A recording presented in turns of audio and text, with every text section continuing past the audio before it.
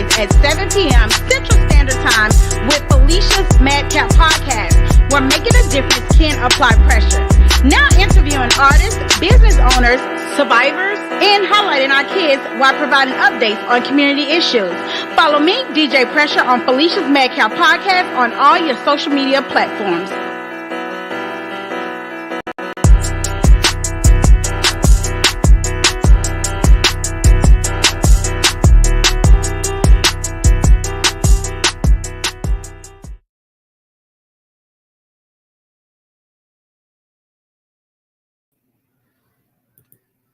Hey y'all, what's going on? It's your girl DJ Pressure, and I am here with a very special guest today, Mr. KD Dawson. How you doing? I'm doing good, baby girl. I'm here, baby. Listen, y'all, let me tell y'all something. Technical issues running behind, but we got this. We're gonna breathe and we're gonna take it easy tonight because it's gonna be a good show. You know the enemy always busy when there's great things in store. You know that, right? Most definitely. Yeah. You know what? So we're going to start by talking about the fact that you are from Thomasville, Georgia. Shout out to Thomasville. What's going on? You from Thomasville, Georgia. Can you hear me? Yeah, I got you. Yeah, I'm from Thomasville, Georgia. I currently live in Tallahassee, Florida right now. So that's where I've been, that's where I've been half and half, to put it like that. Okay, so how long, at what point did you leave Georgia? Well, see, I've been all over. My mom used to travel a lot, so I've been left Georgia. Ended up moving to Tallahassee at some point. Had my son, had both my kids were born here, then I became in between here in Atlanta, here in Orlando. So I was always ripping and running, trying to find that spot, and now I'm back. Been back in Tallahassee and enjoying it, man. So you guys, y'all getting that storm, right? No. We in North Florida. Tampa is South Florida. So we probably get some rain, a little bit of that, and that's probably it. Okay, so now let's talk about your family since you brought up your mother. Tell me a little bit about, where you come from as far as your relationship with, did you come from a single parent or you had your mother and father in the home? It was just my mom. Okay. It was just my mom raising 3 kids. But we did have, to be honest, my grandfather, my uncles, who were also there, but in that time right there, you just, the main person being around was moms, and just sharing that with her. But I learned a lot of things from my aunt, though. I learned a lot of things from my aunt. So that was my father figure. And my grandfather was my father figure. Shout out to your uncle. Now, what's his name? William Brown. William Brown. Okay, so tell me a little bit about your siblings. You have what? 2 sisters or 2 brothers? What is it? I have 2 by my mother. I have a whole bunch of them by my father. But my mother, it's me and my brother, my brother Dwayne, and my sister Felicia. We basically under my mom, and yeah, I love them. I love them right there, man. They hell, but as a family unit, man, it was just me being the oldest. I got to protect them. You know what I mean? I got to protect them. So it's a lot of stuff I got into. So are you going to share your age with the people? Nah.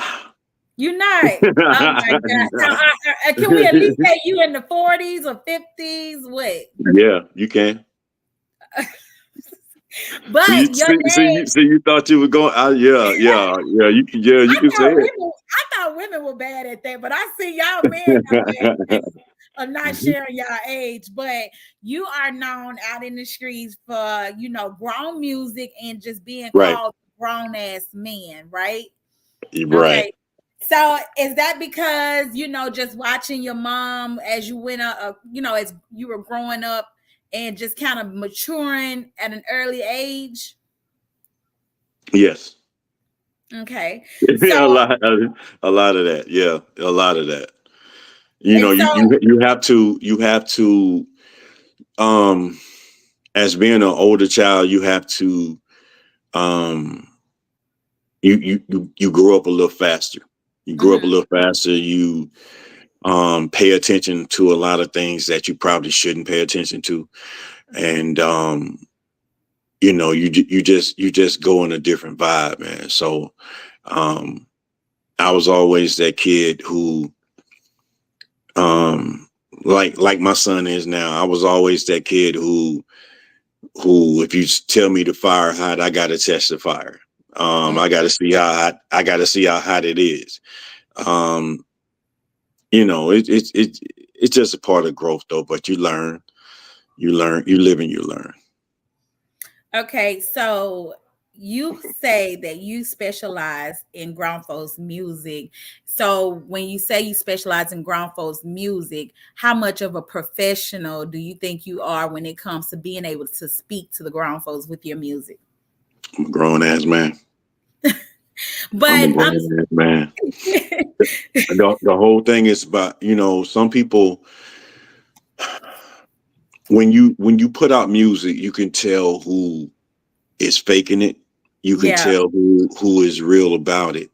And the stuff that I've been through, the things that I've been through, the being love lost, gaining love, sexual, anything you want to do. I'm a grown ass man. I'm gonna tell you about it. So you can either take it how it is or you don't have to take it. So tell me, when it comes to your family, Mhm. how many kids do you have? I have two, and then I have two by my wife. Okay, so you are married. That was the next question. So you are Yes. married. Yes. So how did you actually start getting into the music industry? When I was younger, my uncle used to sing. My uncle Junior used Mhm. to sing in groups. He used to, back then it was the Motown type things. Um, the the quartets and just like the Motown thing, James Yeah. Brown and all this other stuff. And I used to always watch him. So I always watch him. And he used to come home, and because he was staying in Miami at the time, he used to Mhm. come home and just sing. Like every Thanksgiving, he would come home and just sing. And I always admired that. But at that time right there, I never knew that I was absorbing, I think that's the word, absorbing Yeah. the information, or absorbing the vibe that he was doing. Um, because I mean, where I'm from is basically, there wasn't no singers coming out. There was, what I'm saying, you playing football or you playing sports or you doing something like that. So Or you that's where I rapping? came from. It wasn't even rapping back then, to You be win? honest with you. Okay. There's a lot that's me telling my age again. I It was wasn't about to even say a you in lot your of 60s now. it wasn't even a lot of rapping. It was just the singing. And when we came up, um, um, the rapping began. I put it like that. When we came up, the rapping was there, but the rapping still wasn't there.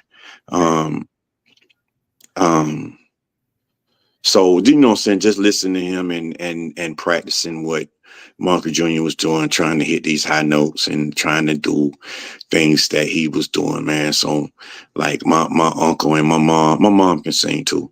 My uncle and my mom would go in talent shows and stuff, bring back trophies to the house and Mm. dance shows and stuff like that, man. I always said, man, goodness, I should do that. But I was like, nah, I'm gonna keep on playing this ball. You know what I'm saying? This ball is better for me. Mhm. Yeah. So how much would you say church had to do with your influence and your voice in the music industry? You know, they say, you know, a good voice comes from church. You can feel the soul in it.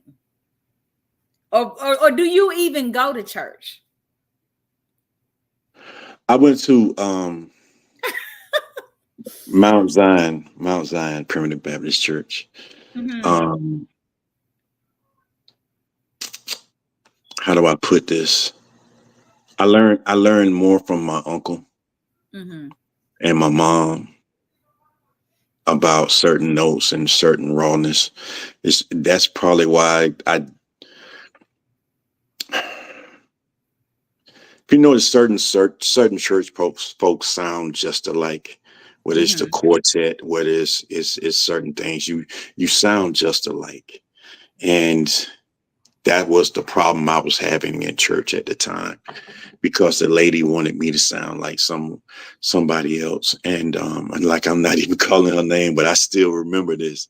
The lady wanted me to sound like something else, or do certain things, but I can't do songs like other people do. I had to do it in my style. So there was never that option for me to do it how I wanted to do it, because there was a structure in church at that time. It's not like it's not like now where you catch singers and they just pan up a whole song, Mm-hmm. which I love now. But then it was structured. Everything was structured. This is how you do it. This is how you do it. This is how you do it, by somebody that was probably less talented. But Mm-hmm. but you know what I mean? That's just the way it came up. And so I was doing things outside the church. Now, do you play any instruments? No. But it's crazy, because I thought I was the only one that did this, but I was reading something with Michael Jackson he was beatboxing. Like, they were Uh-huh. saying Michael didn't do any instruments, but he could beatbox and tell you how the stuff he wanted and come up with back hooks and everything. So that was always me. Just never. He always I used was his mouth. He right, always used his mouth. And snap his finger. You know, that was his right, thing. and Yeah. catch the tune, catch the beat, catch everything, Yeah. and that was just always me. I could catch it. I could catch it and do it all day. So it was nothing to me. It was easy. It was fun. Okay, so let's talk about you being a CEO over Gawgaboy Music or Gawgaboy Entertainment. Georgia boy. Georgia Gawgaboy, boy. Gaw, Georgia. Gawgaboy. Yeah. Okay, See what Gawgaboy. it is. See what it is. Being from Thomasville, Georgia. Uh huh. Um People that wasn't from there, wasn't from the area, or wasn't from Georgia, Mm-hmm. was all the country folks would say Georgia. They say Thomasville, Georgia. Mm-hmm. And instead of me keeping it Georgia and with country folks saying Georgia, I just said it country. So it was Georgia, and so I decided to change the spelling, the Georgia, to Georgia boy, because I've always been the Georgia boy. Okay, So I makes kept sense. it like that, man. Okay, so you actually started this company or business in 2001. How successful Mhm. would you say your business is right now? Um, we're we're growing. With Sooner or later, you had to, just like, you're an entrepreneur and a Mm-hmm. business owner and all of this. Sometimes you have to find people that are with you Mm-hmm. that can help you flourish. You can always have that idea. You can always have the inkling to do anything, but Mm-hmm. unless you have that partner, Mm-hmm. unless you have that special someone, like I've been watching you, how you got quiet for a minute and then you came back and you was growing with your man. I've been watching now. I watch from the corners. You know what I'm saying? And see how the growth is. So my thing was it became basically my growth came from my wife. If that makes any sense, my growth came from my wife because I've been had the Georgia boy thing. Been had it. Always was calling myself Georgia boy. I had shirts. I was doing whatever. Always been calling that, but it became a point where you got to do this thing in business. When I went over to this Southern Soul thing, it was like, okay, you need to really get down on the business part of this, or everything ain't gonna be right, because everything is picking up. So it was because of my wife that my business partner, that everything began to get serious, and now the website is coming, the merchandise is coming, the cups. I got a homeboy does all that. Say that for later. I got questions for that. Okay, I'm sorry. Took over the interview. Hold on. I'm sorry. It's so crazy, I mean, it's just I'm gonna be quiet. Okay, so let me get to it. Okay, so I got you. When you think about your hard work, and all the efforts that you put in, especially into your music and in your business, do you feel like finally the light is kind of shining on things to where it's really, up to speed to where you want it to be? No, it's not where I want it to be. Okay. It's not where I want it to be. So, because I'm more hard on myself than anybody. I'm more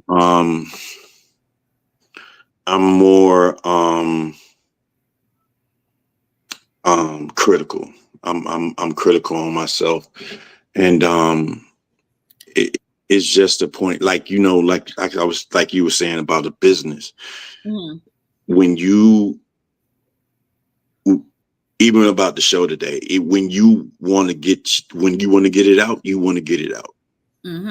You know what I'm saying? It ain't no taking it to tomorrow. So I just had to go through a couple of things in my life to understand that there really is no tomorrow. You got to do it if you feel like you feel to do it. And so you understood me. I truly understand you. That's why I told you. That's why I said, you know what I'm saying? I understand. And you know what I'm saying? I mean, most people would have got upset and all this other kind of crap, but I got a little frustrated, but then I also know that how long I've been doing this, it happens.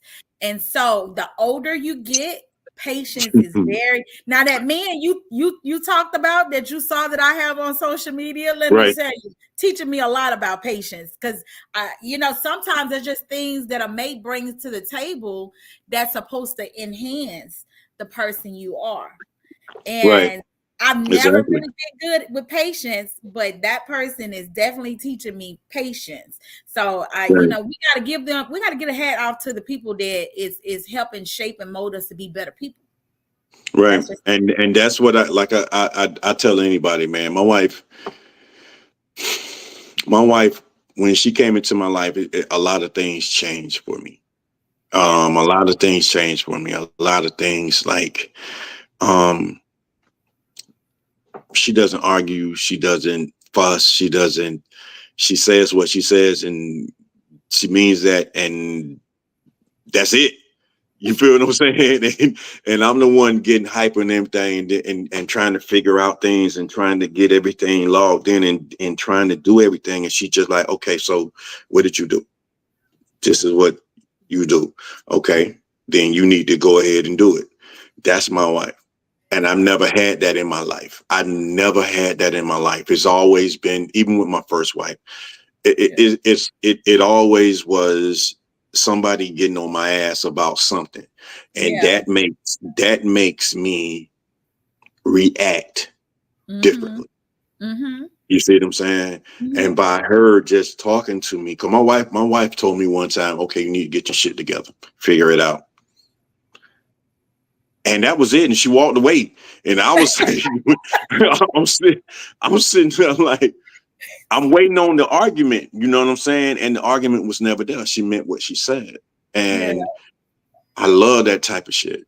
I love it, and that made me fall more in love with her, man. So my wife is my rock right now, man. And she is the reason for all this, for real. Well, can we shout her out right now? Trinessa. Her name is Trinessa. Trinessa Dawson. Sound like a grown ass woman with a grown Ass damn woman and younger than me. So that is crazy. Yeah. So she is the president of the company. Yeah. So she's the calm one. She's the calm one. I'm always snapping. I still snap. I don't want to get too far in the too far, because you might ask me one of them questions. Like, I've been watching your pages for about a year and something. So I'm in case you ask me something I need to answer, I'm just gonna hold the rest of it. I'm gonna hold the rest of it. Okay. So we're gonna get into the music side, y'all. And the first song that I want to get started with is "Used to Be Mine," and we're gonna give y'all a little snippet of that, and we're gonna come back and talk about that. Okay. Okay.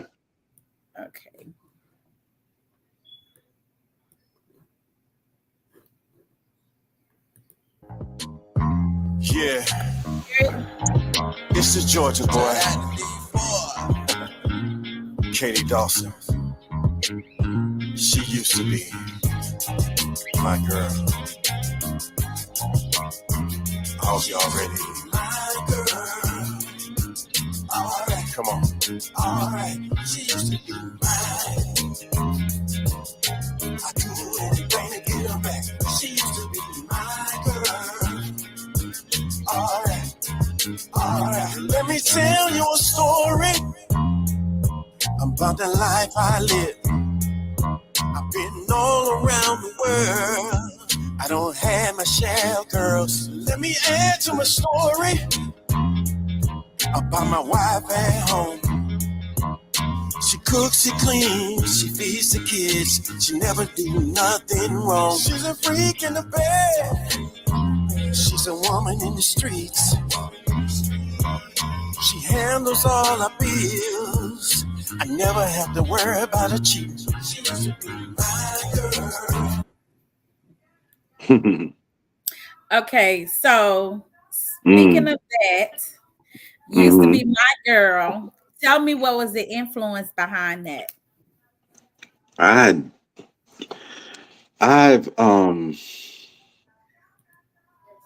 been through a lot in my lifetime, man. So shout out to Trinessa, who just tuned in. I've been through a lot in my life.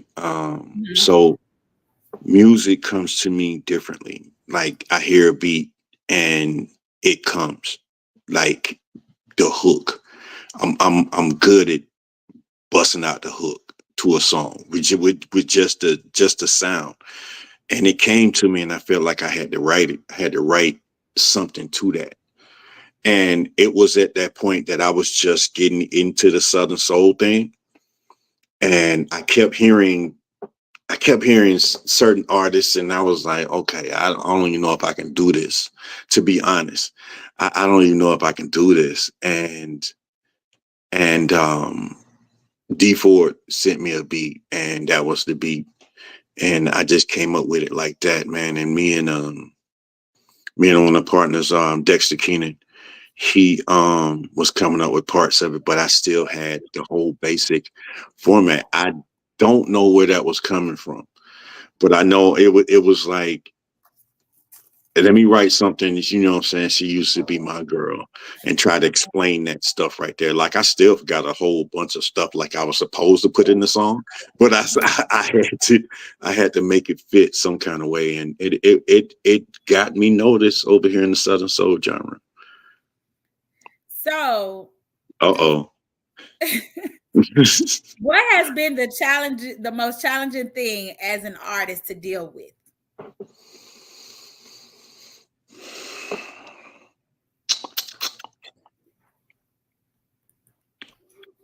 In Southern Soul, or artist, period?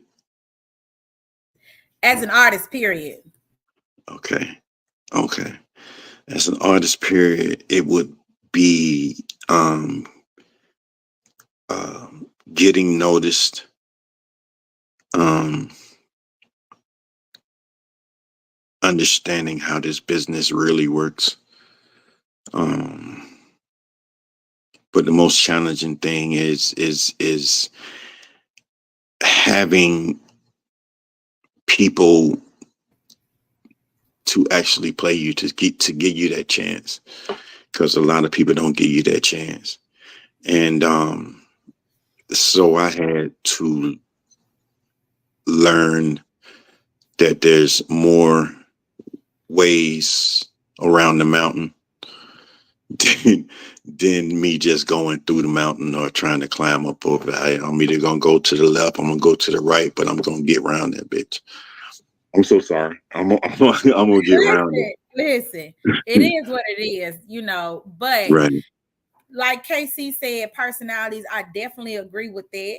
Shout out to Mr. Tubbs. Shout out to Mr. Tubbs. I like him. Shout I out. love his music, man. I love his music, everything.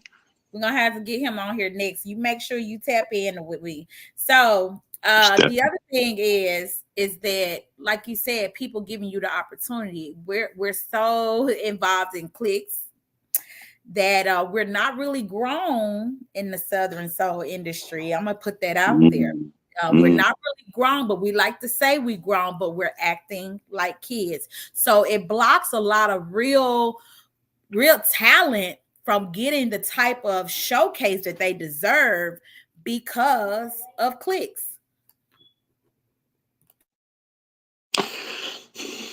Yes. Yes. There are what's the words? There are gatekeepers in Southern Soul also. I knew you was gonna get this to bring me out of a lot of stuff. By watching you, I knew this. There are a lot of gatekeepers here in the Southern Soul genre. There are a lot of people that you see holding other folks back. And I went through a situation with a certain person. I can really honestly speak on that. You know what I'm saying? Without calling that person's name, without shooting him down. But the people who know are the people who know. You know what I mean? And there are people who know exactly what happened and exactly what's going on and exactly why. Honestly, you probably haven't seen Katie Dawson on a lot of shows. But at that time right there, at the time, you really can't stop me because I would throw my own show, period. Now, what do you think needs to be done to overcome those type of barriers? People need to quit, honestly, kissing ass. I'm gonna be real as I can with it. People need to stop kissing ass. If I had a tambourine. People need to stop kissing ass because they feel like this artist is this big or this DJ is this big. And if this DJ don't want to work with you or this artist don't want you on the show, then let me go on with them. It's a lot of people. It's a lot of people kissing a lot of ass that's in this industry. Kissing a lot of ass that's in this industry. And when you sit back, not as Felicia, but as DJ Pressure, when you sit back and you look at it, right? And you say to yourself, how the fuck? Go ahead. No, go ahead. How the fuck does this person get these shows? Right? But yet these people don't. Mm-hmm. Not saying it's me, not saying it's whoever, but you see more talent. Like I see more talent in Mr. Tubbs. It's not even me mentioning myself. Right. I see more talent in Mr. Kane. You feel what I'm saying? Mm-hmm. To know Mm-hmm. that he is in that top, he is in that top 10. That top 10, yeah. You see what I'm saying? I ain't say top 5 or whatever. He is in, to me, he is in that top 10. I happened to perform with this dude one day, and I Mm-hmm. had to tell him while he was telling me he was looking forward to doing something with me. I'm telling him, no, dude. You feel what I'm saying? Yo, dude, that dude be singing. You feel what I'm saying? That dude be singing. So it's like, man, you have to, it's a I'm gonna say lot. this. I know it's a So, lot, but I'm gonna say this. A lot of people have to understand to factor in a true artist, you have to look at performance. Well, talent, then performance, but performance sometimes overweight the talent because hmm if you put hmm on a good show, if you can they forget capture the about it. people, they don't care nothing about the fact you can't sing. They just know you show yo. You hear me? Correct. And another thing is just, what a lot of artists don't get is being involved with your supporters. A hmm lot of them are not involved. What Right.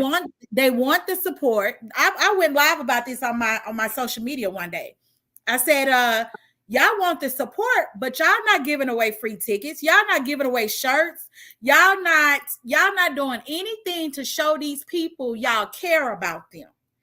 Here hmm I am with a podcast. Do you know what I did as a single mother by myself with my podcast last year? I gave away at least $3,000 of my money in the mm beginning of last year, and I had just lost everything. I donated. That's the things we have to do Right. to show Right. people that we need them like they need us. Right. Right. So when artists go around here and they want people to show up at these shows and they boosting up the prices and they ain't putting on a performance, honey, I could go on and on. I'm just gonna this show interview. I'm gonna let it go. But No, no, no, no, no. Keep going. it Because a lot of them don't understand. It's the fact that, okay, all of this. There are people that you can see are greater talents, but they think that they're bigger than they are. They think that they're bigger than they are. You catch people trying. If people don't really know you, damn this all this podcasting and doing certain things or whatever. But sometimes you can really um out outcharge yourself, outcharge your ass off a show. sure You know can. what I'm saying? Sometimes you got to think about, okay, I've never been here. Mm-hmm. I've never been here. Let me go down this bitch and let me gain about goddamn 15 fans down in this bitch. You feel what I'm saying? Let me go down here and just turn this show out for goddamn 800, 500. Okay, dude, you ain't really okay. I need motherfucker because some promoters are assholes too. So you got to understand, like, okay, I need about 500, bro. I'm gonna need that 500 in the room. I got gas. I got doing stuff like that. But some of these promoters don't want to pay you either. Some they assholes too. They want you to come do a show for free. Yeah. Why would I come do a show for free? You feel what I'm saying? When you called me. Yeah. So apparently you know me. Yes, I'm agreeing. I've never been there before. Never been there before. But I can't come for free, bro. Right. You know what I'm saying? You either finna get that room or I'm about to get a Popeyes voucher or Captain D's vouchers. I'm about to get something. You know what I'm saying? My wife bougie. She like to eat. So I don't know what I do agree that it shouldn't be especially if you're calling an artist from another town to come somewhere 2-3 hours away. You definitely should make sure that they got somewhere to stay and that the expenses is not on them. Now, exactly. I also agree that the artist should not be charging out the butt when they never been in that town. They don't even have that market area because they haven't shown any love to that area. So Right. a lot of artists Right. are only local artists. Local. Mm-hmm. So you going around here and you're local and you're charging state to state prices. Come on, we're not doing that. We're not doing that. So I'm just gonna leave it at that. You know, y'all really You're correct in everything that you're saying. You're correct in everything that you're saying. I know a lot of them. Yeah. I know a lot of them, and I just sit back sometime and just be like, okay, Yeah. okay, keep doing what you're doing. You know what I'm saying? I support them. Keep doing what you're doing. If it happens, it happens. If it don't, it don't. Because I say, why should you charge as an artist? Why should you charge somebody else a price higher than a normal when you can't even book yourself? If you called me, you can't even book yourself in that area. Oh, you preaching now? You preaching? Keep on, girl. You preaching? Look, he said, let them keep charging. That's just open the door for little old me. So that Mr. Kane, well, I swear, boy, that boy, I swear. Yeah. But you know, I think it should be an artist handbook, the do's and the don'ts. And I might just write it. You gonna have to. You might have to, man. But there's a thing, a book that changes every 3 years, called the book of music business, the art of music business. You got to understand what's going on. It's not about you singing. You got to understand the business. You got to figure out a way how to promote yourself. Okay. You got to figure out a way. You got to start. What most of these artists today, they don't understand the marketing. They don't understand. What's your sign? Libra. See, I'm a Gemini. But see, listen, we here. I was just about to say that marketing is everything. See, this is the thing. Ever since I've learned from my uncle, it was all about the business. With me looking at him, figuring it out, him showing up at shows, him not showing up at shows, him doing whatever he was doing. You know what I'm saying? It's all about the business. You know what I'm saying? When he wasn't getting paid, when he was getting paid. You know what I'm saying? And understanding the business. So I became more of instead of Motown. Instead of being a Motown fan, I was a Barry Gordy fan because I wanted to learn the business. And that's where I am now when me and my wife did the Georgia Boy Entertainment, from Georgia Boy Music to Georgia Boy Entertainment, because I know that I probably won't be doing this for a long, long period of time. But my business, I need to make people go back to understand the business. It's a business. It's a business first. And if you learn the business, then the younger folks will be like these people that's from Motown that's still doing music 50, 60 years later, 80 years old, going on a show. You know what I'm saying? Or going on a tour. It's crazy. But they learn the business. And you got to learn with the streams. You got to learn how to do the streams. You got to learn how to talk to the people to get on the playlist. That means you got to learn how to email the curators and put your music in front of the curators, or create a playlist yourself. And become a curator and blow it up. I want to tell you thank you for your donation to Felicia's Madcap podcast. But I also want to say this. Everybody have to understand that when it comes to marketing, even doing a podcast is a part of marketing yourself, because what you're doing is you're allowing your followers or the people that support you to get to know you by watching your interview, by getting to learn the different sides of you and what makes you who you are.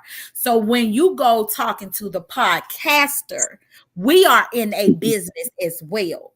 So Right. you can't run a business with no funds. You Right. hear me? Correct. Correct. So I have to tell a lot of artists that I deal with, baby, my business don't float on air. You know, it doesn't run off water. So we have to give to each other. There's an exchange of service. You get what I'm saying? And that's Yes. just what it is. You know, too many people want a handout, even in the music industry. They want free help, free advice, free everything. But you go make the money on stage and want to pocket it.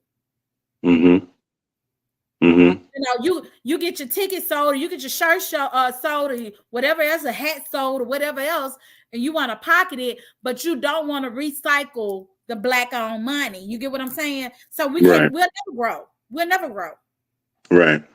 You want me to connect you with people that I know, so you can make money, but you refuse to support me.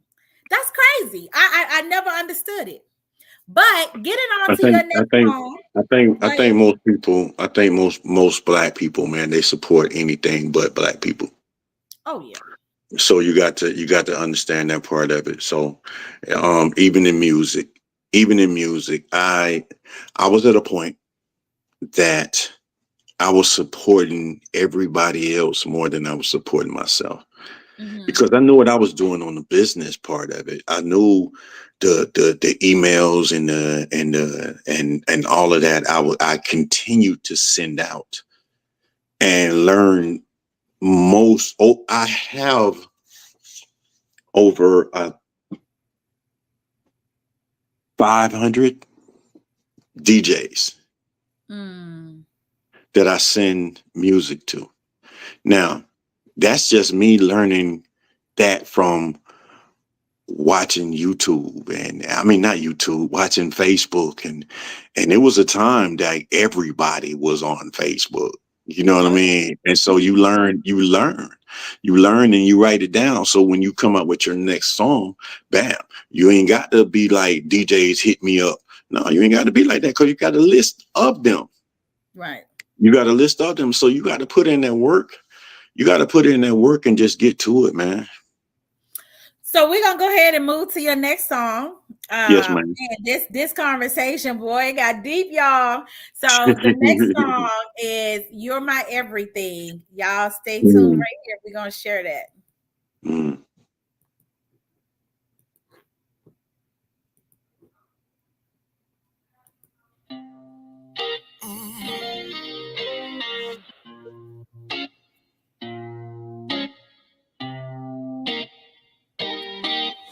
Unconditional love is what you give to me.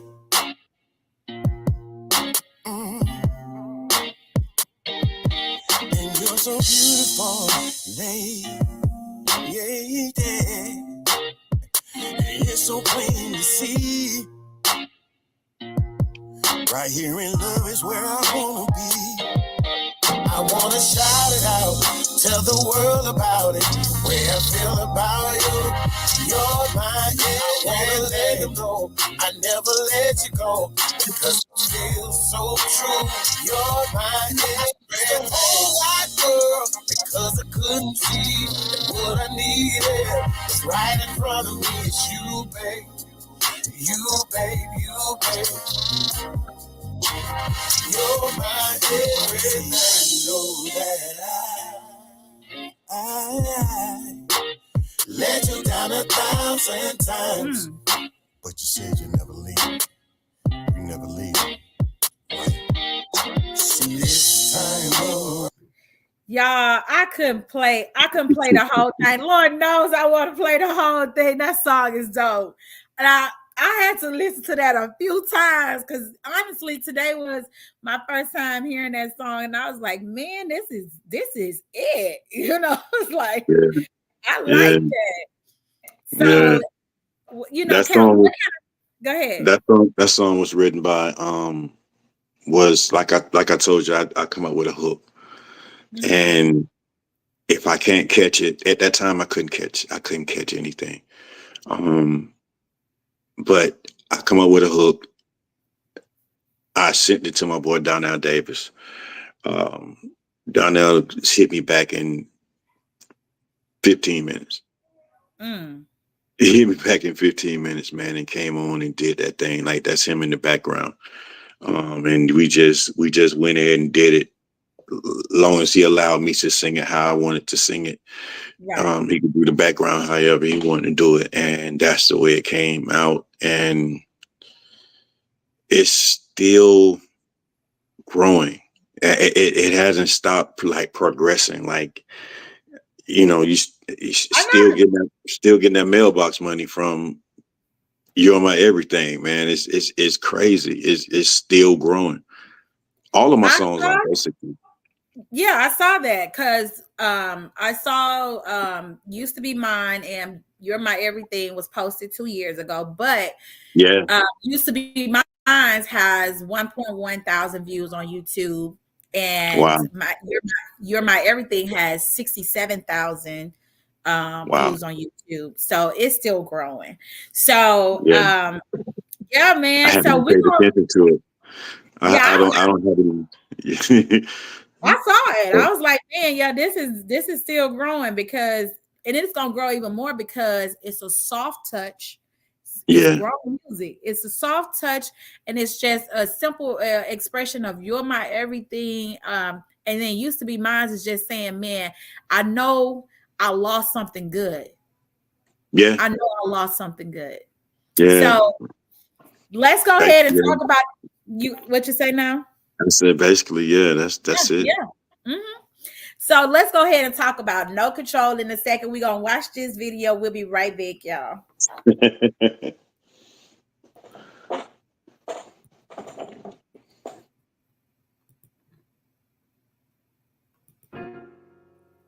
Hey, what's up? How you doing? Yeah, I'm doing good. What are you doing tonight? Just think you need to come with me. Yeah, look like you've been neglected, and I just need to see if I can give you what you need. I tell you what, give me a call, and we're gonna hook this up tonight, all right? All right.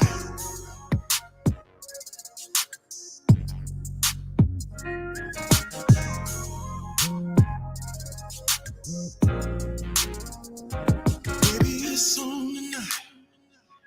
I gotta get your body right. And girl, you gon' like what I'm about to do. First you gotta lose control. And baby, letting me take over. It's love or suit, it's love, letting me school. And like the hands of a preacher, girl, I wanna reach it, cause I'm laying these hands again. You got me feeling on your body. Yes, baby, it's amazing. No boundaries. I'm free to be anything, girl, that you need me to be. Y'all know I be wanting to play the whole song, but I ain't trying to get tagged on Facebook where they ban me. But let me tell you something, man. Your music, ooh. You sure you want to pimp back in the day?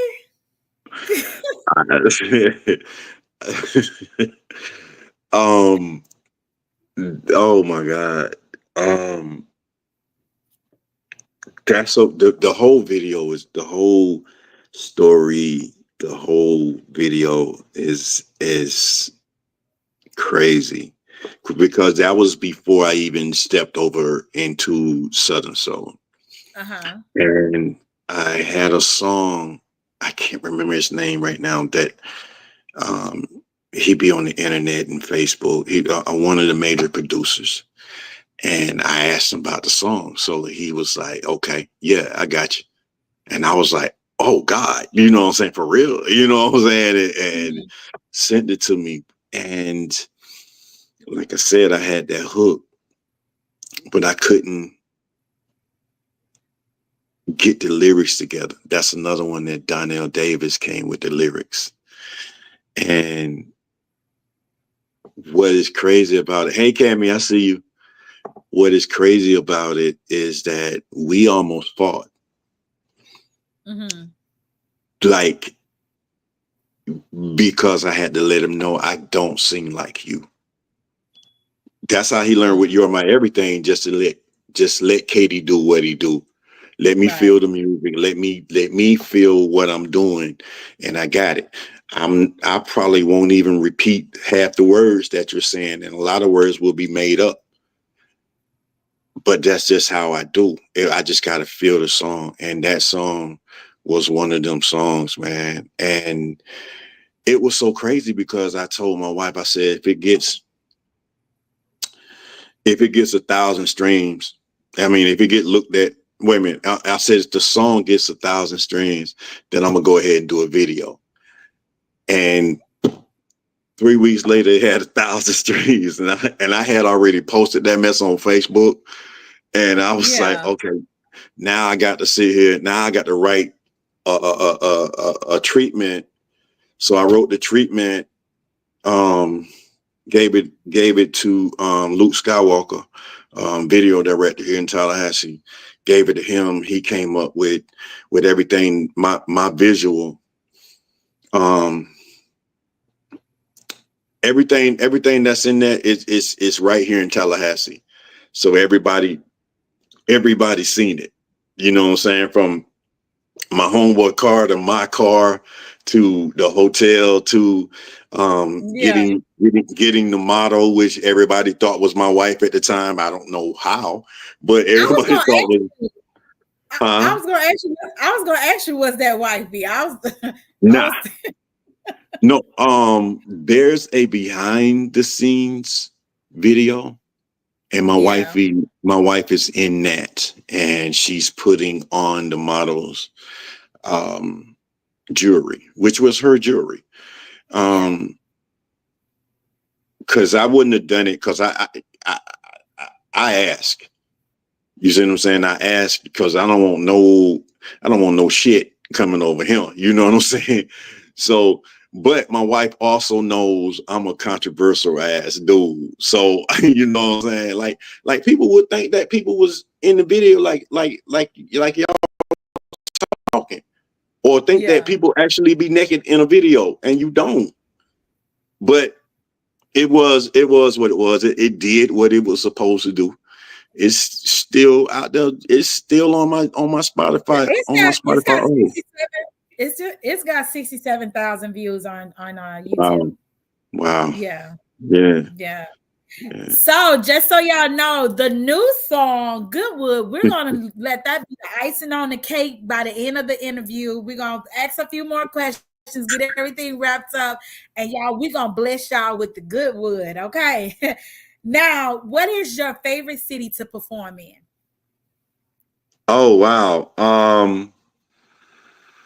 Right now, Albany, Georgia.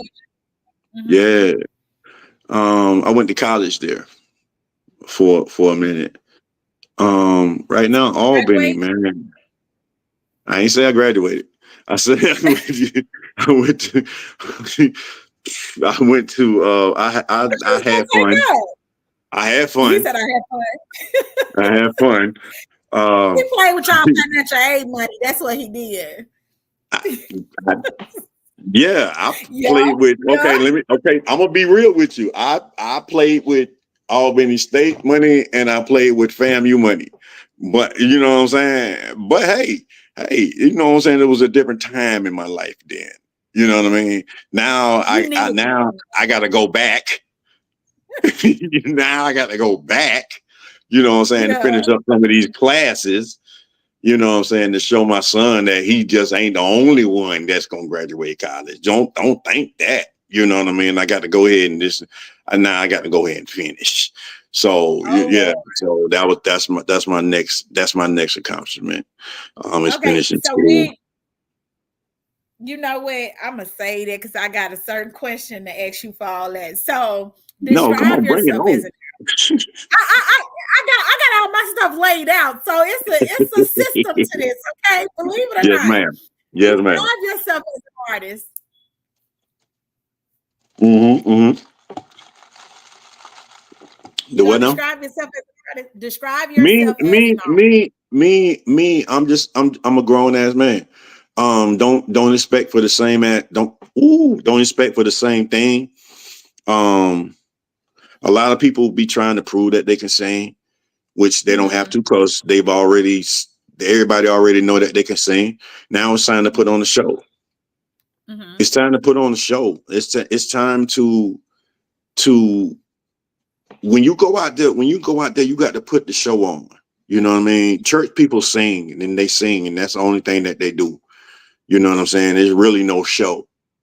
Is you just gonna be out? That's why they mad They at Kirk come out. Franklin, and that's why they mad at Kirk Franklin for what he do. He be out there doing whatever he want to do. You know what I'm saying? Then you go to a church show and they just standing there. You know what I'm saying? Standing there and doing, hey, Che, you just doing what they doing, and that's it, man. You go to a show, man. I'm trying to snatch your panties off. That's just what I'm doing. I'm trying to snatch your panties off. I'm trying to get your man mad at me, which I've been successful at with that second part. You know what I mean? So that means I'm doing what I said I was going to do. Now my wife get mad. My wife says somebody's gonna knock your ass out, but I'm good with that. I may not be as fast with the hands as I used to be, but these hands still good. But my thing is, I'm going. My job is for the women. I'm not singing to dudes. All righty now. That can get you in a lot of trouble now. But you and your wife clearly have an understanding. Yeah, like I say anything before I tell anybody, man. My wife is married to Kevin. She's married to Kevin. She's not married to Katie. You know what? And Lord, let me move on. Have you received any awards? I have to because I start adding other stuff and we'll get off topic and I can't do that. So have you received any awards for your music or your hard work, or do you feel like you deserve an award you haven't yet received? I received one in yo Atlanta Raps Southern Soul Award and from in Atlanta. I've been nominated for Uncle Verge Award or something for this year.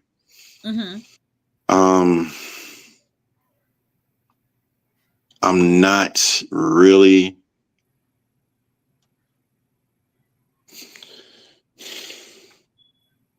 being in you see, like we spoke earlier about the gatekeepers, and you see who keeps winning the same award, continuing to win the same award, or continuing to be okay. It's 5 people, and I'm not calling no names. It's 5 people that's on every show.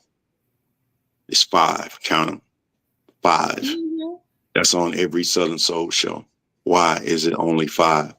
So y'all telling me that these artists right here, I know that they're a draw.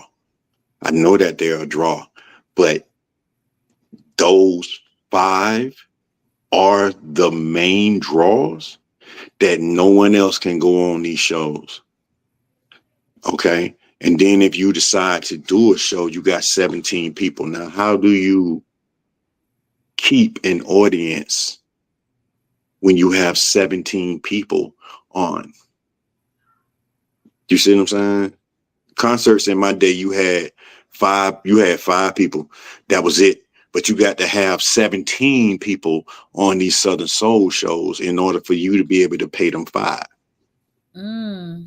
Because them 5 have a fee that's not worth the 5. Because if you look at it, what do they, how much they make if they come along? Can they pop that whole audience? Can they bring in either one? I don't care who people mentioned in that top 5. Can they bring in 1,000 people? Can they bring in 800 people? You know what I'm saying? Can they bring in 500? Can they bring in 4? You see what I'm saying? Can they bring in 400 people just off the strength of them? It's off the strength of one. Then you will know. Like, I'm not. I maybe don't talk too much. I might not never get a show. I had to put my lip gloss on, honey. It was just that, because what you said, it makes sense. You know, the sacrifices we make just to what you say, kiss butt or kiss ass. You know, yeah, but I'm gonna let you say it. I ain't gonna say. I'm trying to be professional over here. You know. Yeah. But the thing is, and not saying that you're not, I'm just joking with you. But the thing is that, you know, it's an unfair game. It's an unfair game, and we'll never really truly be successful in Southern Soul. Like Southern Soul will never really grow to what it's supposed to be like blues was back in the day, because you know what? They don't get the concept of what James Brown them did and everybody else did when it came to, you know, putting on the different shows and not leaving people out and highlighting everybody. You know, they don't do that no more. So I said we got the wrong type of people being promoters. We got the wrong type of people being managers, and we got the wrong type of attitudes as artists. And you said something, I think that was yesterday. You spoke on that. Signing with labels. Yeah, signing with labels and with labels. Yeah, because what they doing is the reason why, and like what you just said, people can't book themselves, or they can't bring 400 people, or let alone 20 people to a show. So what they do is they sign to a label, because that label it's already paid. Think that they're gonna go somewhere. They give them a little advance. Now they out here doing shows with big artists because this label got to live up to what they think you can do, which you know you can't do because you didn't bring it to the table in the beginning. But because one song popped off, right? Because one song popped off and one song got all these views. Now you done set yourself up for failure because you really not what them views hyped you up to be. And you will truly find that out. But it's still gonna come down to those gatekeepers. It's still gonna come down to those gatekeepers. They, in this industry, in this genre,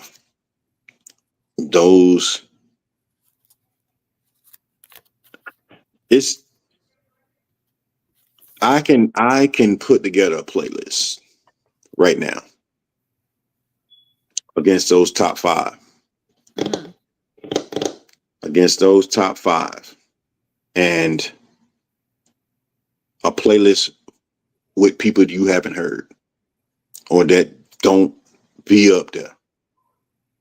And I can guarantee you that they 5 hottest are better than these other cats. You see what I'm saying? Because right now what they're doing, they feel like they're at a point that they don't have to do certain things anymore. They don't have to, they just dropping, you got artists dropping shit with no promotion. You got artists that ain't even out there yet. That ain't even out there, ain't even that damn good, just dropping music with no promotion, like they Janet Jackson or Beyonce. You know what I'm saying? My single coming out tomorrow. Bam, what the fuck? Nigga, I ain't even heard nothing. You know what I'm saying? So you just dropping it like, you know what I'm saying? You just doing that. Don't nobody do that shit. Nigga, you got to promote that shit, man. But it's what Southern Soul nowadays has allowed. It has allowed anything. That's why you think I decided to do me a song. I said, man, everybody else getting into the industry like that. Why not I go do me a song? And I have a song out. And I haven't really promoted it, but you know what? I plan to, because if everybody else out here putting out these songs and thinking that they can do it, why not leave my legacy with me saying I was an artist? Because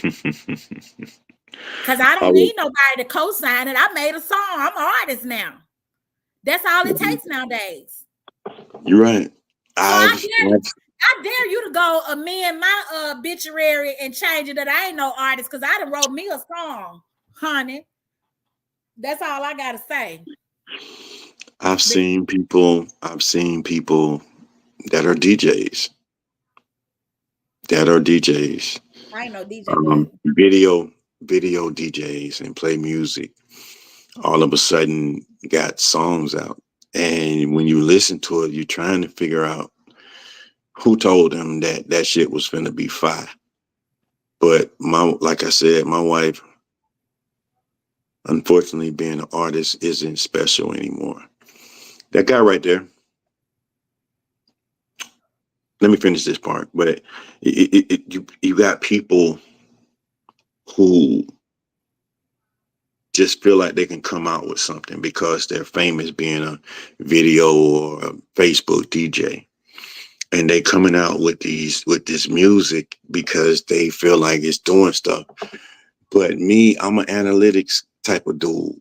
I'm always looking at your sales. I'm looking at your streams. You know what I'm saying? You got 12 streams, that ain't really popping.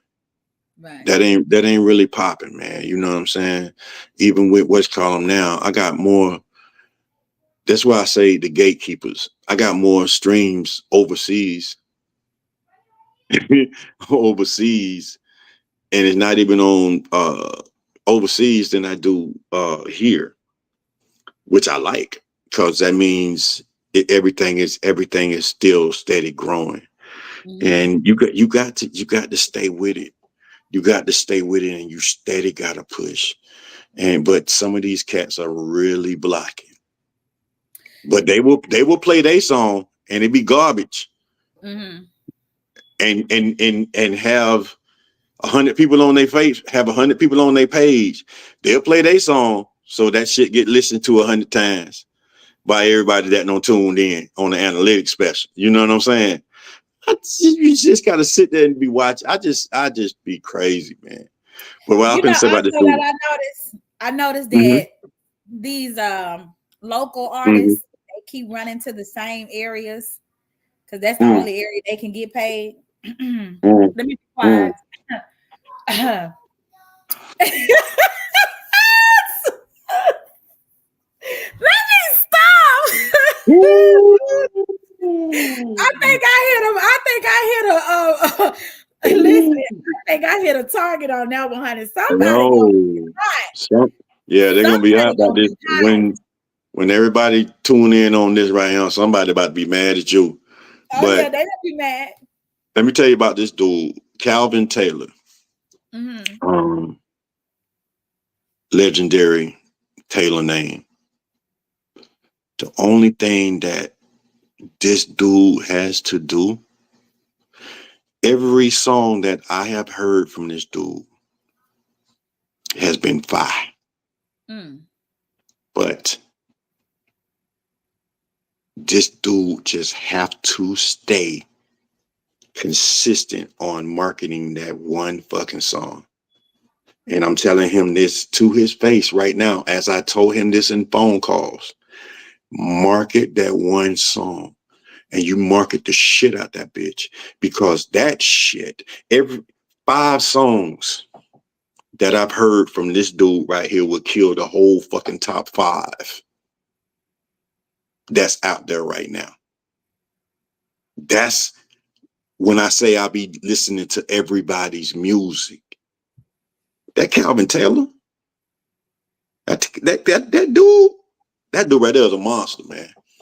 That dude right there is a monster. He is a monster. And if he, I wish I was part of his management team. That dude right there is a monster. He was a monster, man. He gonna get mad because I said the other shit. But Yeah. I'm big bro. I don't care about your feelings. Get over it. I'm always gonna keep it. Taylor, y'all. I'm always gonna keep it real. So now we can talk about your goals. We're gonna keep it short and simple on your goals. You know, what's your short term, and then we're gonna talk about your long term goals. To really show these people who I am. Yeah. To really show them who I am in this short term. To really have them understand, like, damn, this dude was real. This dude came out. He was really 100. He didn't care nothing about your feelings. He didn't care anything about it. He kept it real with you. That's my goals. I'm gonna keep it real. I'm gonna be real, and my music gonna hit. They're gonna see. That's the only thing you can do, and that's the only thing I would expect from a person. Right. But is there anything you feel like that's holding you back from giving your all, or it was? You want to tell me a little bit about that? There was a time in my life, man. After I dropped in 2022. It was funny because you was naming dates. Naming years. Mm-hmm. If anybody noticed, there was a time that I really hadn't dropped no music since 23. Okay. Since 20, what year is this? It's 25. I hadn't dropped no music since 23. That other music, 2024, whatever. But that same music was still doing what it was doing. It's DJs that are still playing that same music, those same 3 songs or 3, whatever became hits in the Southern Soul genre. Mm-hmm. No Control was doing it's doing whatever it's doing. But I had a homeboy that went everywhere with me. And I was doing shows here and there and gaining momentum, but my homeboy died. And that was, a homeboy since we was like 15, 16 years old. Wow. So that was my boy. And the last time I seen him was at my house. You see what I'm saying? Was at my house after Super Bowl. Mm-hmm. The next day he gone. You feel what I'm saying? So, and then no later than 4 weeks later or 5 weeks later, maybe 6 weeks later, my granny died. That's my granny pool. If you listen to the song, You're My Everything, mm-hmm. There's a part in it. I know you won't go listen as soon as I say. There's a part in the song that says when it breaks into the bridge, it says when I was talking about the girl, it says I want to tell my mama. I want to tell my grandma Lily too. Oh, you matter of fact, I wrote that down to ask you who was Lily since you told me your wife's name. I don't know if y'all see, but y'all see that name Lily right there. I was gonna ask you because I'm like, who is Lily? So thank you, because I sure was gonna ask who was Lily because I heard the heartfelt part, as in like you lost somebody that really meant something to you. Yeah. So, and I thought it was maybe, I didn't want to say because you was married. I thought maybe it was an ex-girlfriend, but I'm so glad that you cleared it up that it was grandma. It was Granny Pooh. Yeah. It was Granny Pooh, man. That's my Granny Pooh, man. And but my Granny Pooh lived a good life. My Granny Pooh was 101. Wow. Ooh. 101. You know what I'm saying? People don't have grannies no more. They have aunties. And mamas that's 10 years older than you. But my Granny Pooh was there. My granny was granny when I was born. You feel what I'm saying? My granny was old when I was born. So if my granny made it to 101, 102 years old, man, that was my granny poo, man. She And meant you stayed everything on her to me. knee. Huh? You stayed on her knee, I bet. Yeah, you stayed on I her knee. listen. Yeah, yeah, I did. But You see, know what I'm I saying? can relate to that because like I lost my grandma when I was 12, right? So to this day, 37 years old, I Mhm. cry when I think about her. You know, Yeah. even a like I, let me stop because I start crying now because No, my go ahead. my wife right now wants to know how I'm gonna try to complete the song. Like I have a show November 8th. How Mhm. I said I need to start doing the song because I only did it once. I only did it once since my grandma died and I couldn't finish it. You know what I mean? Because when I can say, I want to tell my mama, because I tell my mama everything. I want to tell my grandma Lily, and I just break right there. You know what I'm saying? Because that's my granny pool. You know what I mean? And then I have to wait, then bring it back. I know it may be dramatic when I'm doing it, but I'm trying to finish it. I'm trying to figure out a way how to finish it. But yeah, that's my granny poo, man. That was that little dark skinned woman. That's my everything right there, but When you do that song and you allow the people to actually see your true emotion, that song is gonna shoot to the roof. mm, You it's gonna shoot to the roof. So you have to let them see the true yeah, emotion because what people want to see is the reality behind the songs, the real emotion, the realistic stuff behind it. We right, see a lot, we hear a lot, see a lot of fake stuff, you know. yeah, yeah. So moving on, we're gonna talk about what was your biggest lesson in this industry? Your biggest lesson. Don't trust anybody. That's it. Samantha Henderson, thank you for tuning in, sweetheart. Hey, Okay. what's up, Sam? Sam is in New Orleans. I did a couple shows up there, man. With Sugar Love. Sam is real. I'm sorry, Samantha. Sam is real. She's a good person, man. I Well, support you thank back, Calvin. I support you back. Yes, that's why I always keep it real, bro. All right, y'all. So we're gonna move on to the next part. We'll be right back here. Hey guys, it's your girl DJ Pressure, and I need you to stay tuned for It's Crazy Q Time.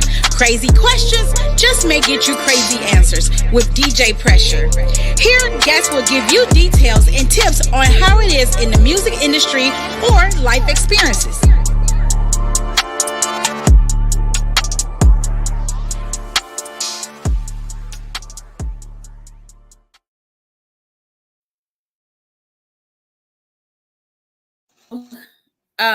The crazy question for you would be because we heard well, we talked about KD being the alter ego. So what has been the hardest thing for you as a man in the industry with dealing with women?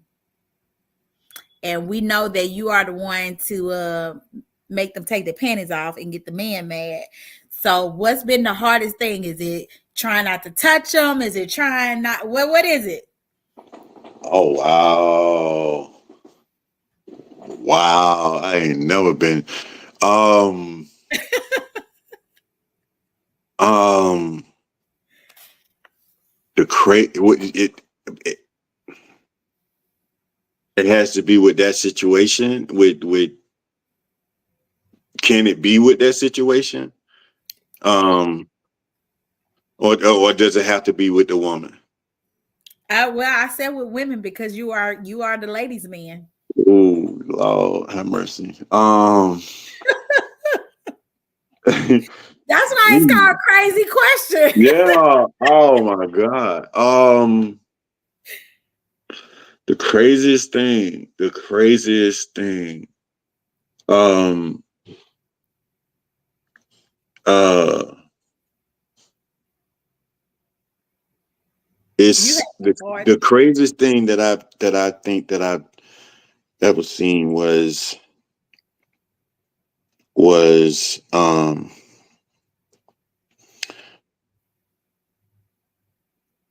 the man made his wife move back from when I was singing, only for the next person to come up that was sitting at that table and come to me like I was singing to her. I think that's the craziest thing, because he was actually mad, but he actually moved her. And she was, the other girl was like, well, I come, you know what I'm saying, or whatever, you know what I mean? That So wasn't what that question was about. Okay. The question, yeah, was you trying. tried, but we ain't playing that. So again, the question. Lisa, oh God. You tried it, but we ain't going with that pimping. And this is exactly how it's supposed to have you. Yeah, this is crazy. Like, I know when to. You about to get yourself in trouble. Yeah. I know when to pull it. I know when to pull it. I think that I'm gonna leave it at that. I know when to took that to another direction, but I'm gonna leave that alone because I know you trying to save being told you need to get your shit together. I know when to pull it. I must leave it like that. I know when to pull it, man. I know when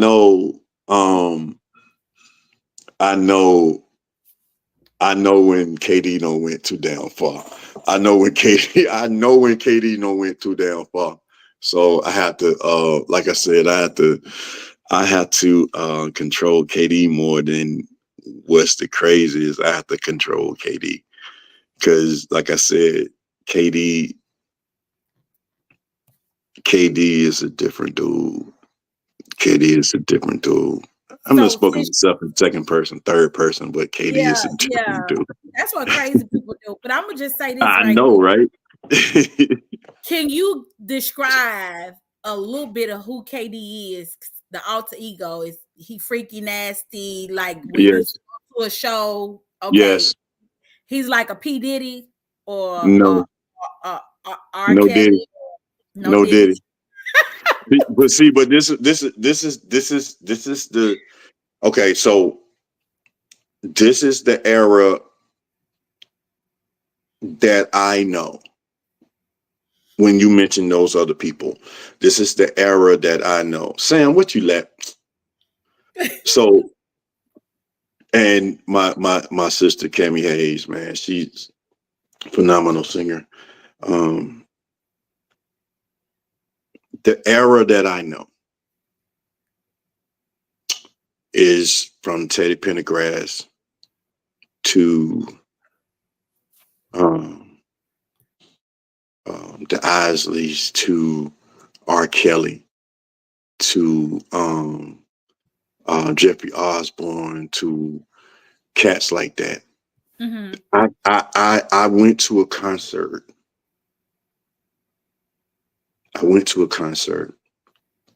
With the Manhattans. I don't know if you're old enough to remember who these cats are. Manhattans. Listen, I listen to those. Okay. I went there with my mom. We was in California. I went there with my mom. And I saw my mom leave her children and run to the stage because this dude was giving out flowers. I saw my mom leave her children. It was only 3 of us. Her and my aunt left us in the seat. Be all right. Mm-hmm. We're gonna be all right. Mm-hmm. You know what I'm saying? And the dude was, honey, you are mine. And my mama left. My mama left us right there. And I was saying to myself, well, damn. You know what I'm saying? I mean, you know what I'm saying? What is this? And I started going to these shows even when I grew up, man, and going to see Troop. I saw Troop on a rap show with Hammer, and Troop turned out the show. You know, I interviewed them, right? Who you interviewed True? I interviewed True. It's on my YouTube. Yeah. Then they already know. Because I can tell you, they came to Albany when I was in college. They came to Albany and they sucked. But when they came back, they had learned. They had learned it when they first time when they came back. Oh my God, man, they had all the women. So I seen like little stuff, man, and then seeing seeing R. Kelly do his thing. Yeah. Seeing R. Kelly do his thing, man, and then watching Johnny do his thing, and Johnny didn't even get nasty. You know what I'm saying? Johnny went to church on you and took a 3-minute song, and it was like 7, 8, 9 minutes before he even got, you know what I'm saying? So seeing all that, man, it's just, yeah, you know what I'm saying? You got to put a little bit of all of that into your music, man. You got to do everything like that to turn, because women going to bring men to the show. So my song ain't for the fellas. So the fellas gonna be mad at me saying this, but my song ain't for you. My song is for your lady. You gonna get upset, but you already know paid me, so I'm good. KD gonna get beat up. Hey, I keep telling you, my hands ain't fast as they used to be, but they still good. All right, now sound like a trigger finger to me. But hey. Let me move on to the next, y'all. So being in the industry, and this the last question, y'all, to crazy questions, then we moving on, okay? So has being in the industry caused you any relationship issues? No. Well, friends, yeah. Okay. Lost friends, lost people I thought was friends. So that probably wouldn't be causing me anything. That was probably a learning experience. But as far as anything that hurt me, no. All right. Well, we're going to move on to the next section here, y'all. TikTok and the pressure don't stop. We're not done yet.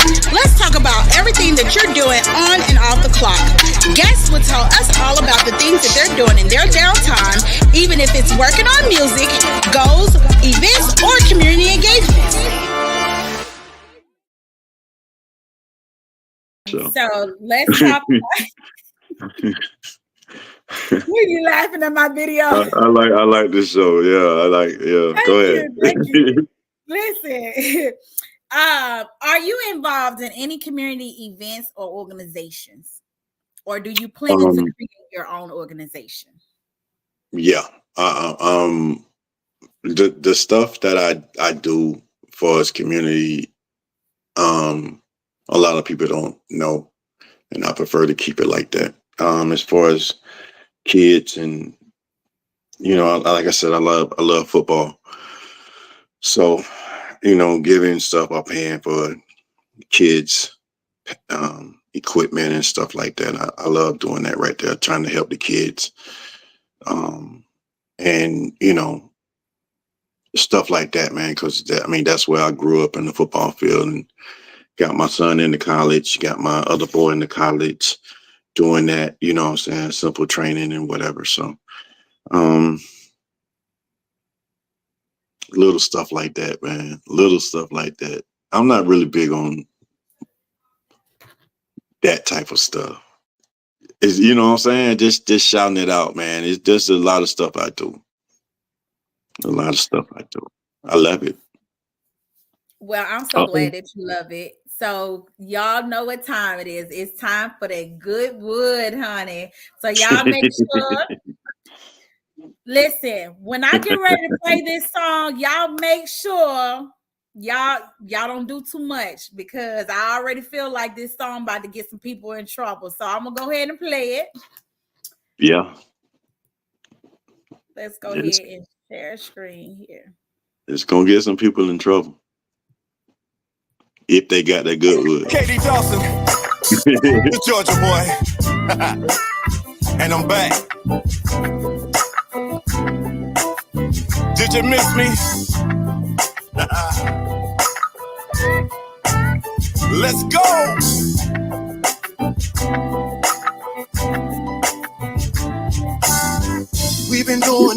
for a while, and you know I love your sexy style, so I'ma cut to the chase. Yeah. You ought to look in the turn you out. Wanna make you scream and shout. I ain't got time to waste. I'ma let you control the pace. Let me give you that good wood, babe. Nobody has to know. Let me give you that good wood, babe. Nobody has to know. Let me give you that. Girl, I heard you say you got a man. Well, baby, I don't give a damn. What's up with me and you?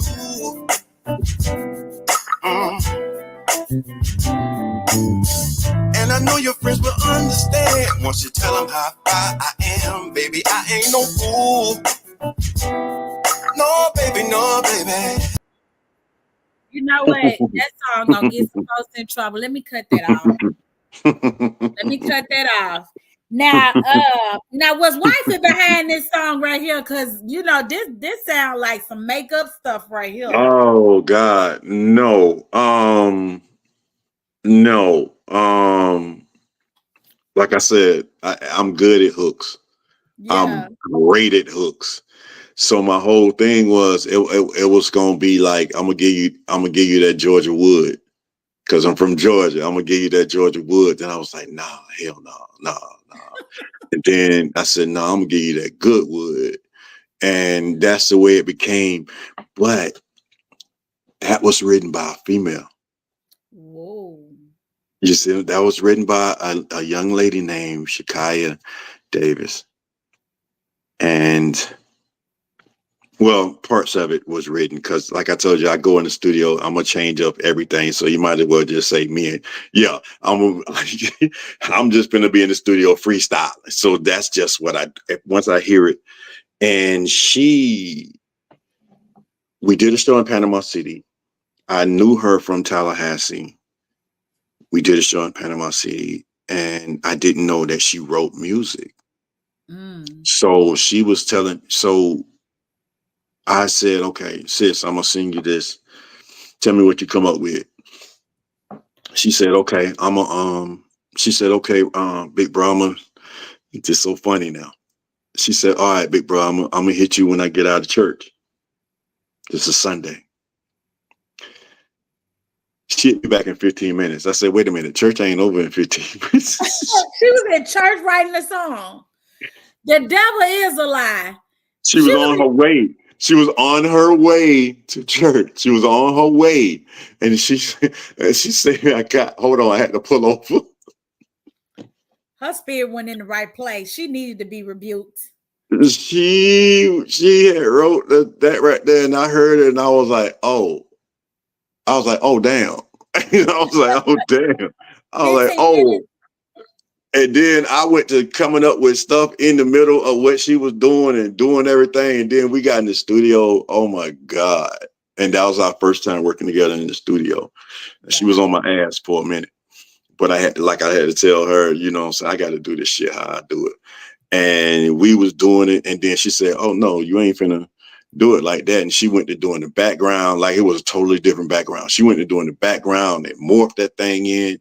And then, Mikey from Goldie Sound Studio, he was vibing. White Boy was jamming. White Boy, he was vibing, man. Then it became, I was like, oh my God, I'm finally out of the slump. You know what I'm saying? I'm finally out of the slump where I can come up with something and then vibe and then get my mojo back, man. And then I sent it out to some people, man. And the hardest DJs in Southern Soul, DJ Ken from Memphis, and Sugar Love, and DJ Draco from Atlanta. They're the hardest cats to like anything. I mean, them cats are just crucial.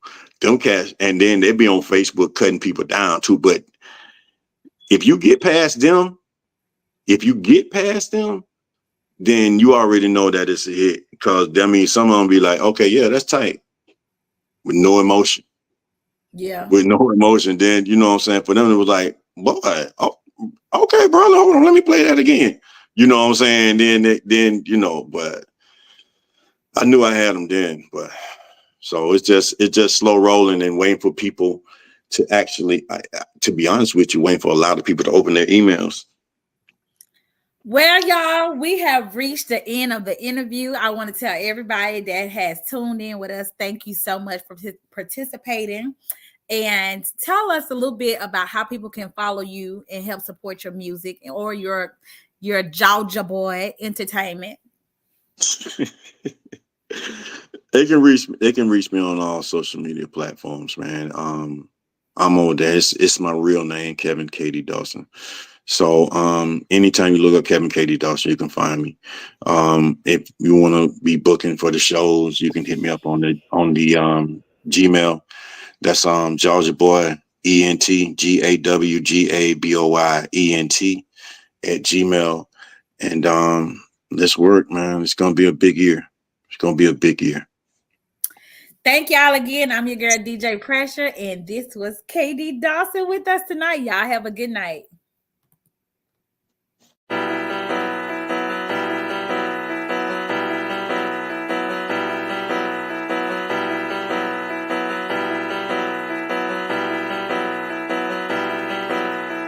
They call me pressure. I'm with that pressure. You people playing, but come get this pressure. Now y'all be looking at me, but you can't see me. You wanna cop my style? Girl, this ain't TV ad. I got that pressure. I'm with that pressure. I got that pressure. 10 toes down. I'm with that business. Big CEO bound. I'm in the city. They call me pressure. I'm with that pressure. You people playing, but come get this pressure. Now y'all be looking at me, but you can't see me. You wanna cop my style? Girl, this ain't TV ad. I got that pressure. I'm with that pressure. I got that pressure. 10 toes down. I'm with that business. Big CEO bound. I'm in the city. Make sure you're tuning in on Tuesdays and Thursdays at 7 p.m. Central Standard Time with Felicia's Madcap Podcast, where making a difference can apply pressure. Now interviewing artists, business owners, survivors, and highlighting our kids while providing updates on community issues. Follow me, DJ Pressure, on Felicia's Madcap Podcast on all your social media platforms.